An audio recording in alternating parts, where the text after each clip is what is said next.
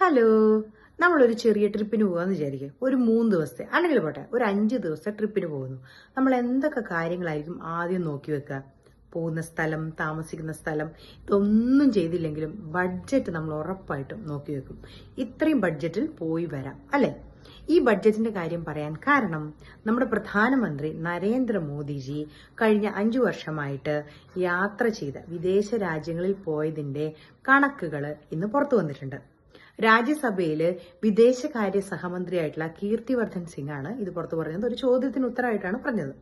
2021 മുതൽ 2024 വരെയുള്ള വർഷങ്ങളിൽ 295 കോടി രൂപയാണ്, ഐ റിപ്പീറ്റ്, 295 കോടി രൂപയാണ് നരേന്ദ്രമോദിജി പുറം രാജ്യങ്ങൾ സന്ദർശിക്കാൻ വേണ്ടിയിട്ട് ചെലവാക്കിയ പൈസ. ഇനി 2025 67 കോടി രൂപ ഇതുവരെ ചെലവഴിച്ചു.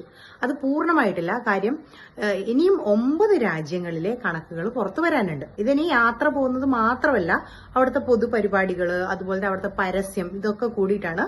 ഞാൻ നേരത്തെ പറഞ്ഞ പോലെ ഇനി ഏകദേശം 9 രാജ്യങ്ങളിലെ കണക്ക് ഇതുവരെ പുറത്തു വന്നില്ല.